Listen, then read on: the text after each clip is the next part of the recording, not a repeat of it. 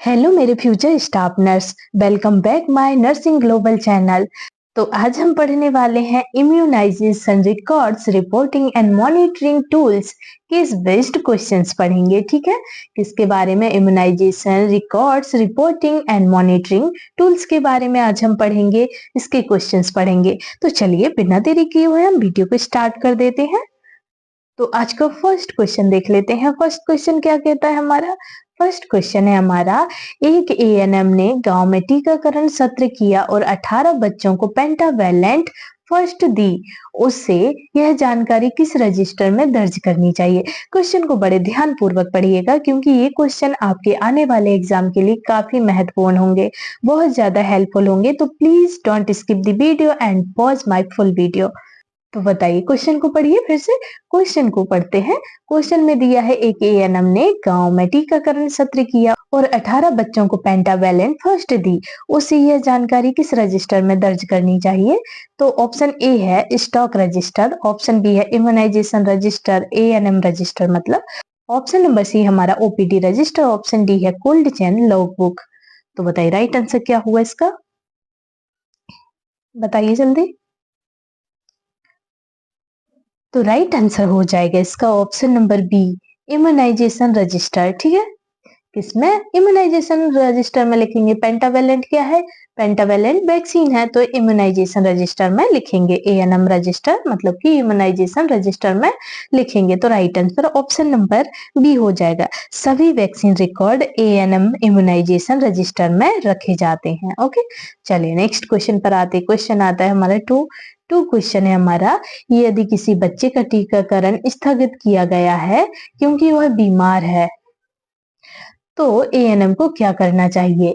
बताइए, यदि किसी बच्चे का टीकाकरण स्थगित किया गया है क्योंकि वह बीमार है तो एएनएम को क्या करना चाहिए? बताइए, यदि कोई बच्चा बीमार है तो उसकी वैक्सीन रोक दी गई है तो एएनएम को क्या करना चाहिए? क्या करेगी एएनएम? तो ऑप्शन ए है बच्चे का नाम काट दें, ऑप्शन बी बोल रहा है हमारा डिफरेंट लिखकर अगले सत्र की तिथि दर्ज करें, ऑप्शन नंबर सी हमारा बच्चे को रिपोर्ट से हटा दें, ऑप्शन नंबर डी हमारा कुछ ना करें। तो बताइए क्या करेगी एएनएम? राइट आंसर क्या हो जाएगा इसका? क्वेश्चन नंबर 2 का राइट आंसर बताइए। तो राइट आंसर इसका ऑप्शन नंबर बी हो जाएगा। डिफरेड लिखकर अगले सत्र की तिथि दर्ज करें। क्या करना है? डिफरेड लिखकर अगले सत्र की तिथि दर्ज करना है। ठीक है, डिफरेड केसेस को अगले सत्र की तिथि के साथ दर्ज करना चाहिए। ओके, तो right answer option number B हो जाएगा। ये क्वेश्चन बहुत आईएमपी क्वेश्चन है, ठीक है, इग्नोर नहीं करना है इस क्वेश्चन को।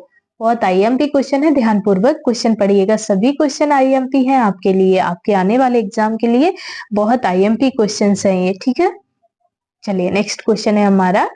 नेक्स्ट क्वेश्चन है हमारा थ्री क्वेश्चन है हमारा,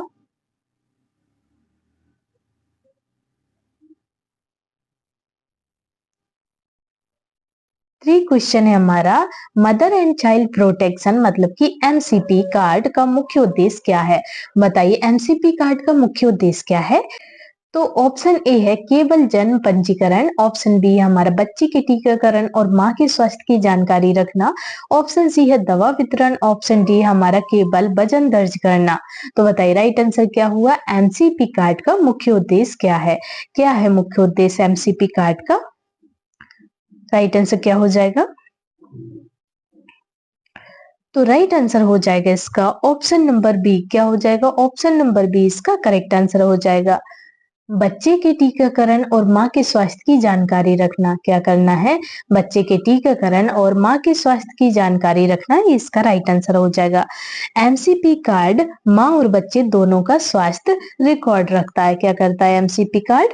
एमसीपी कार्ड माँ और बच्चे दोनों के स्वास्थ्य का रिकॉर्ड रखता है। ठीक है, चलिए नेक्स्ट क्वेश्चन पर आते हैं। क्वेश्चन आता है हमारा फोर क्वेश्चन है हमारा, यदि एक एएनएम को पता चलता है कि किसी बच्चे की वैक्सीन डोज छूट गई तो उसे क्या करना चाहिए?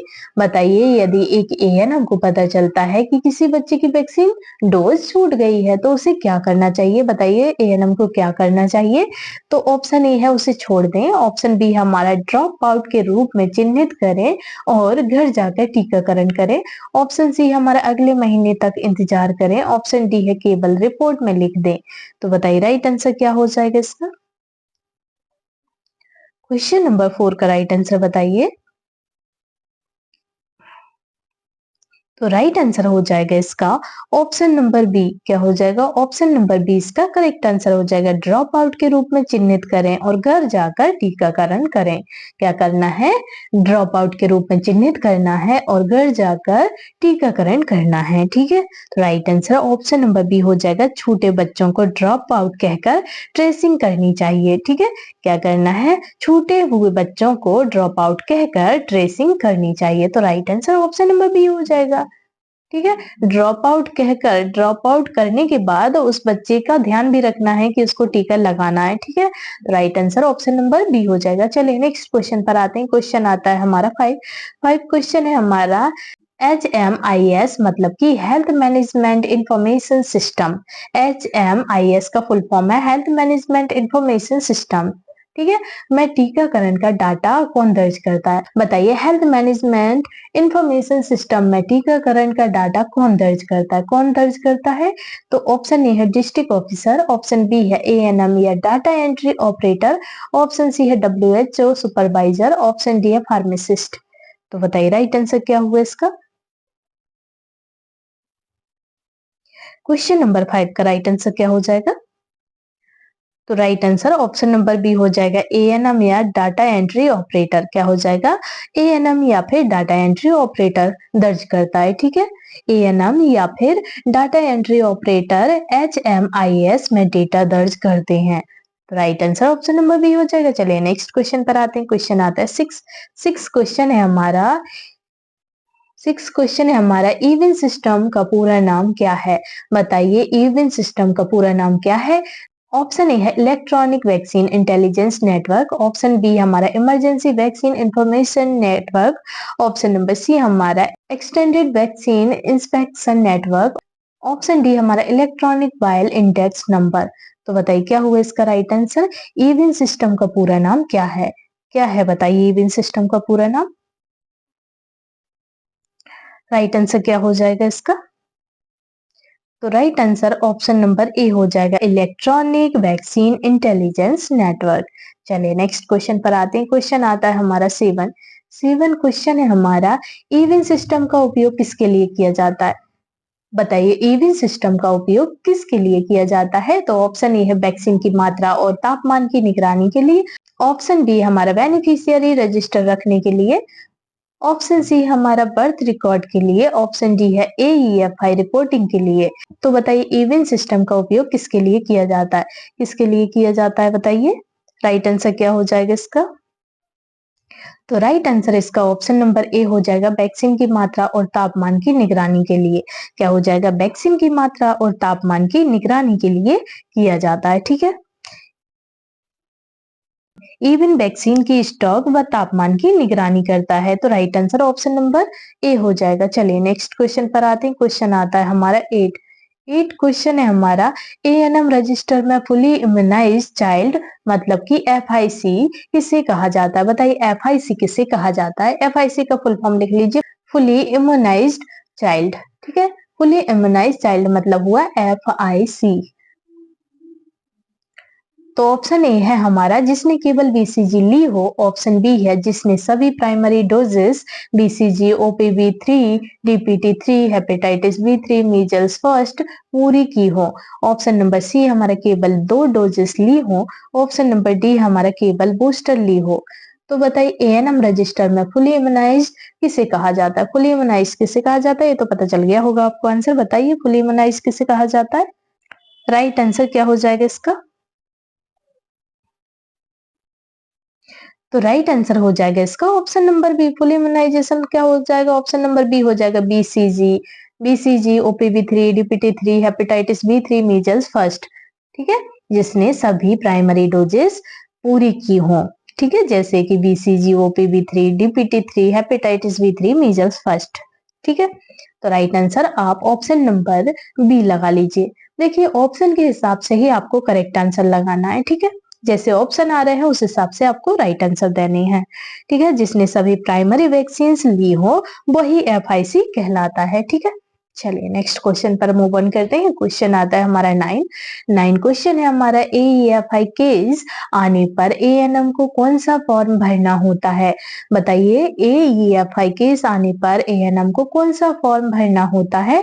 तो ऑप्शन ए है form first AEFI case reporting form, option number B हमारा form 2 cold chain log, option C है हमारा form 3 MCP entry sheet, option number D हमारा फॉर्म 4 स्टॉक लेगर।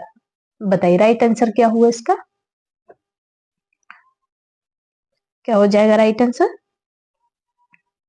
तो राइट आंसर हो जाएगा इसका option number A form first AEFI case reporting form. क्या हो जाएगा? Form first AEFI case reporting form इसका राइट आंसर हो जाएगा। ठीक है, AEFI होने पर फॉर्म फर्स्ट भरा जाता है। चलिए नेक्स्ट क्वेश्चन पर मूव ऑन करते हैं। क्वेश्चन आता है हमारा 10 क्वेश्चन है हमारा, यदि किसी वैक्सीन की 5 वाइल उपयोग हो गई और 2 वाइल बची हैं तो ANM की रिपोर्ट में क्या लिखना चाहिए?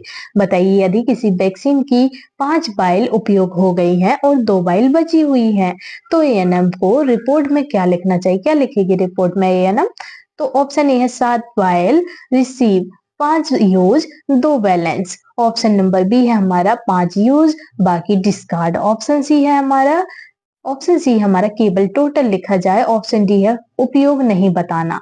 तो बताइए क्या बताएगी ANM? क्या करेगी? क्या लिखेगी? राइट आंसर क्या हो जाएगा इसका? तो राइट आंसर हो जाएगा इसका ऑप्शन नंबर ए। क्या हो जाएगा? ऑप्शन नंबर ए इसका राइट आंसर हो जाएगा। 7 बाइल रिसीव की है और 5 बाइल यूज की है। 5 क्या की है? 5 यूज की है और 2 बैलेंस है, 2 बची हुई है तो 2 बैलेंस है। ठीक है, 2 बैलेंस लिख लीजिए। तो राइट आंसर हो जाएगा अपना ऑप्शन नंबर ए। ऑप्शन नंबर ए हो जाएगा करेक्ट आंसर। ठीक है, उपयोग और शेष बाइल दोनों रिपोर्ट में दर्ज की जाती हैं। ठीक है, उपयोग और शेष बाइल दोनों रिपोर्ट में दर्ज की जाती हैं। चलिए नेक्स्ट क्वेश्चन पर आते हैं। क्वेश्चन आता है 11 क्वेश्चन है हमारा, मंथली इम्यूनाइजेशन रिपोर्ट PSC से कहाँ भेजी जाती है? बताइए मंथली इम्यूनाइजेशन रिपोर्ट PSC से कहाँ भेजी जाती है? तो ऑप्शन ए है district immunisation office, option B है state head office, option C है हमारा WHO, ऑप्शन डी है कोल्ड चेन सेंटर। तो बताइए राइट आंसर क्या हुआ इसका? मंथली इम्यूनाइजेशन रिपोर्ट PSC से कहाँ भेजी जाती? कहाँ भेजी जाती बताइए? PSC से कहाँ भेजते हैं रिपोर्ट को? तो राइट आंसर क्या हो जाएगा? राइट आंसर ऑप्शन नंबर ए हो जाएगा डिस्ट्रिक्ट इम्यूनाइजेशन ऑफिस में। कहाँ भेजते हैं? डिस्ट्रिक्ट इम्यूनाइजेशन ऑफिस भेजी जाती है मंथली इम्यूनाइजेशन रिपोर्ट। ठीक है, PSC से डायरेक्ट डिस्ट्रिक्ट इम्यूनाइजेशन ऑफिस में भेजी जाती है।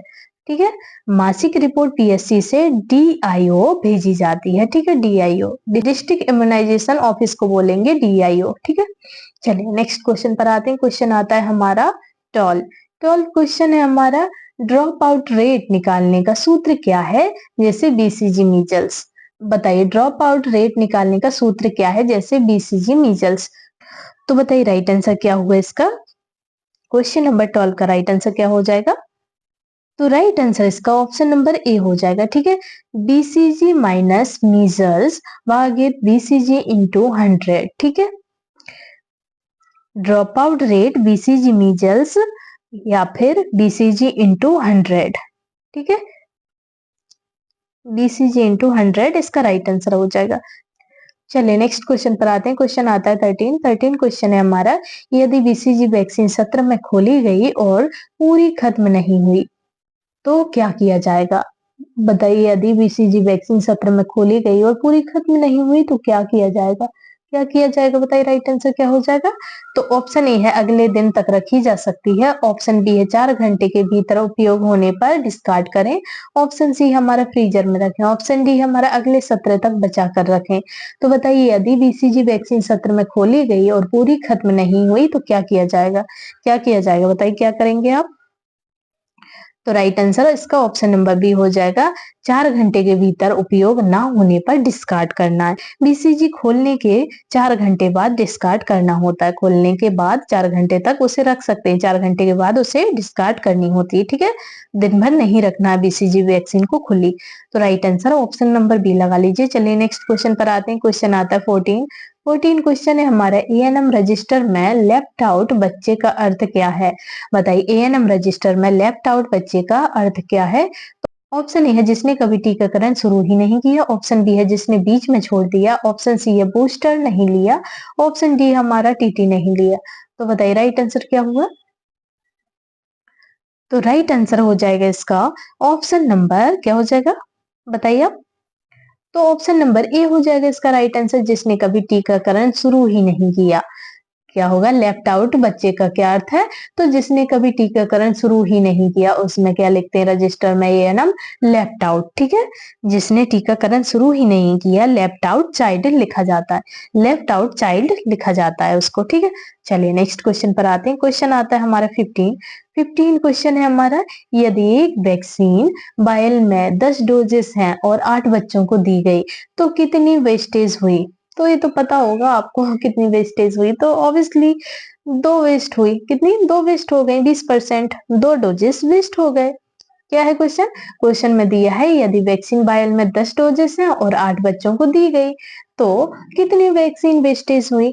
तो कितनी वैक्सीन वेस्टेज हुई, तो 2 वैक्सीन 2 डोजेस क्या हुए वेस्ट हो गए, 2 डोज जो है 2 डोजेस वेस्टेज हो गए। ठीक है, 2 डोजेस वेस्टेज हो गए। ठीक है, 10 डोजेस में से 8 उपयोग और 2 डोजेस वेस्टेड मतलब कि 20%। ठीक है, 20% क्या हुई वेस्ट हो गई। राइट आंसर आप ऑप्शन नंबर ए लगा लीजिए। तो दोस्तों ये थे हमारे आज के क्वेश्चन। अगर वीडियो पसंद आया हो तो प्लीज वीडियो को like comment share and subscribe जरूर कीजिएगा। मिलते हैं नेक्स्ट वीडियो में, तब तक के लिए bye bye and take care and love you all.